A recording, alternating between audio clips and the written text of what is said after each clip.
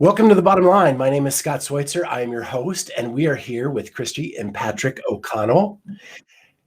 Kristi just finished the Last Chance Qualifier this weekend, and first we want to say congratulations on qualifying for the CrossFit Games. You got your official notice yesterday? Yes. Thank you very much. Very exciting. Yes, so it's all official now. No worries. So what I want to start with, and that is your sixth time to the Games, correct? Yeah, so this will be my sixth time. Well, I did choose to go. I qualified as an individual and turned it down, but ended up going on team in 2019. So this will be my fifth as an individual. But you still went to the Games. I still went. Yep. Yes. Qualified and went six times, 5 times as an individual. Yeah. There we go. And so first I want to ask you about this crazy new season. You know, you guys have been around for a few years. And Patrick, you have been in regionals a long time. And then we went to the sanctional season and now some kind of morphed cross section of the two. And so I want to get your initial impressions as to what this season was like. It was definitely different. It felt like regionals, but it wasn't regionals.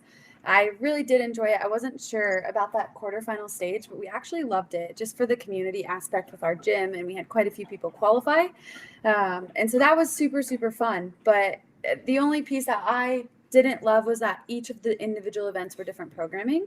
I loved the regionals format where we all did the same test. So, but all in all, it just feels like once the open started, like it just feels like there was one thing after another, after another, after another, which is pretty fun, where the sanctionals were a little bit more spread out. Yeah, it was obviously a new year. They implemented a ton of new stuff. And I think that they will probably learn from this year and maybe tweak and change some stuff for the coming years. I do think it's a good direction, kind of along with Kristi. I think some sort of standardization across the programming would be great because it seems like it can vary so widely. But, you know, I think all in all, it was cool. It was a step in the right direction. I think the community was excited about it. It was fun to watch again. I think all in all, it was a good thing. So Patrick, as Kristi's coach, because she has to go like every 3 weeks, what is it like programming and training during that? She's done a great job, and most of it is just about keeping your head in it. We've done a great job this year, and I think past years, while not getting burned out, which can be a really hard thing to do.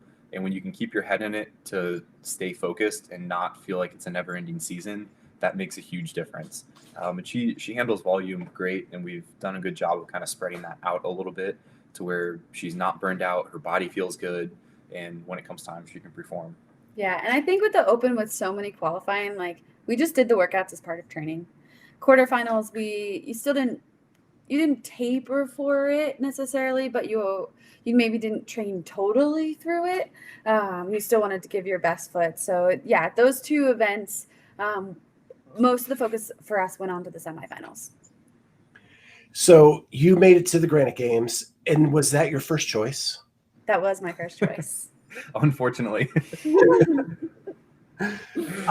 Looking at the other semifinals, do you think you would have fared better in some of the other ones? Gosh, I would have chosen any of them probably over that one.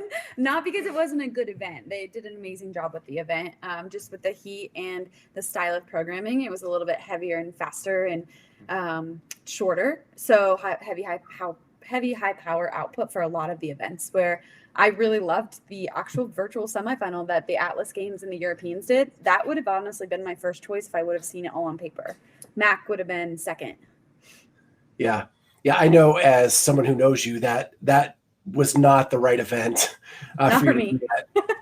But it was a great event. And it really was a great event. Yeah, absolutely. I think if we got to redo it, it wasn't impossible for her to qualify. I think we could have made changes and done some things a little bit differently, that she still could have qualified out of the Granite Games. But I think also looking back, because it was a completely outdoor venue, that dictated how some of their programming looked and didn't have some more of the conventional CrossFit that we all kind of think of, just because they're on turf, and you know that limits them in the style of programming that they can do also.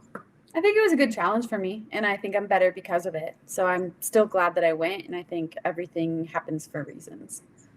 And you had kind of said publicly that it was an execution issue at Granite. Yeah. And so so with that, you did get a last chance qualifier spot. Yeah. And so that had to be an emotional roller coaster. You didn't qualify for the games, but then you get the last chance qualifier and you've got to gear back up. So I'm going to ask Patrick, as a coach and husband, what is his role when that emotional roller coaster happens? That's probably my biggest job as like the coaching role, is keeping the emotional roller coaster kind of under control and making sure their head stays in it and that she is positive and optimistic. Because even as grateful as we were, 2 spots is still not, that's slim margins with, their top athletes coming out of each sanctional or semifinal, whatever they're called. So that wasn't going to be an easy task either. So making sure that she felt confident going into that as well, which I think we did a good job of doing. Yeah. And so then did you taper for Granite and then have to gear back up for last chance qualifier? I did. And so that was really tough because coming back from Granite Games, you only have so many weeks. So I flew home on Monday and I'm like, all right, I'm going to the gym. And everyone's like, no, what are you doing? You were heat exhausted. You went as hard as you could. If you start up now, you're going to crash before the last chance qualifier. But I was just mentally okay, I can't lose another day. So sometimes that's where support and coaching comes in, is really, I would just have been digging myself in a deeper hole. So we made sure to take about, I still got to move because movement makes me feel really good and I love it. But we made sure to take about 72 hours of just a little bit of downtime and focusing on feeling good and healing and being mentally ready as well as physically to give it all I had for those next couple weeks. So then the last chance qualifier comes up. I was at the gym the first day and got to do event 1, which was such a blast. Yeah. It actually was one of my favorite workouts I've done since I've come back to CrossFit. But second, you and I talked and you said that the first half of the last chance qualifier was not your game. Mm-mm. But the second half was. Yeah. And that it couldn't have played out as you said any better. You finished the first 2 days in 11th place. Mm-hmm. You don't get to see anybody score until that next day in the middle of the afternoon. What were your thoughts when you were in 11th place going into the last 2 events? Honestly, I didn't think I could jump 9 people. So then when I saw 11th, I was like, oh man, I thought maybe I'd be in 8th or 9th. I didn't think I'd be in 11th. And so thinking about trying to jump 9 people was just in my head seemed impossible. But then we did the point split and I was 28 points out. And I know in 2016, when I qualified in the last event, I was in 7th and I jumped 24 points and I jumped up to 5th. So I was like, okay, it's very similar. There's 2 events left and really it's only 50% of the points. So I just kept holding on to that as okay, really I need to go out and take a first or take a second, maybe a third. And if I can do that, I have a chance. But I usually never win anything. I feel that just doesn't happen. So I was like, there's no way. And I kept that Saturday evening, I knew I gave everything that I had. And so even standing at the counter, I'm like, should I go back and try? And I was watching the videos. I'm like, I don't know where I can make up time. So I ended up being at peace with it. And I think that was in the end what I had to do, is just feel fulfilled and feel at peace with it and be okay with it. And if that meant I ended up 3rd or 4th, that meant I ended up 3rd or 4th. I would have been sad. But I really did feel I laid it all out on the line. So just trying to keep your head in it. And that's where he does a good job, is he really was encouraging and supportive and made me believe that if I just threw down, I had a really good chance to make it, because my brain was kind of going the other way. So I watched the burpee video and wow, I do not know how you could have went any faster than you did. That was perfection. Well, thank you. And you can no longer say you don't win anything because you won the last 2 events. Yeah, I was really shocked. To not only get your spot, but make it a pretty solid getting that spot at the end. And to finish, how excited were you when you found out you finished? Well, we saw the video, so I'm going to backtrack a little bit. We saw the video where you found out you made it. Yes. You got very emotional. Yeah. You had the 2 firsts. What was going through your head at that time? I felt I don't even know. I felt really grateful. So it's, I was backed up with my back against the wall. We were, to see lots of the girls punching their tickets and just knowing how bad I wanted to be there and knowing that I have been there and maybe not fully been as grateful as I should have to be there. And I don't want to say taking it for granted, but maybe I did a little bit. And so I just felt when I said this one means the most, I really had to do a lot of growing and just myself mentally and physically. And I'm trying to keep that going into the games, but it was just a really calming feeling. And just very exciting as well. Yeah. And so this is going to be your first time at the games where Noble is the title sponsor, and you are a Noble athlete. Yes. How are you excited for the swag this year? Oh, I can't wait. Whatever they do, they always do the best. And I just know they're going to knock it out of the park. We don't know a ton. Like, I've seen about what you guys have on the website and Instagram from the jerseys that they've released, but I just have a feeling that they're going to knock everything out of the park. And I can't wait to be a part of it. So the bottom line, I know you've made a lot of changes this year to like your physical therapy, to your nutrition, to the way you recover.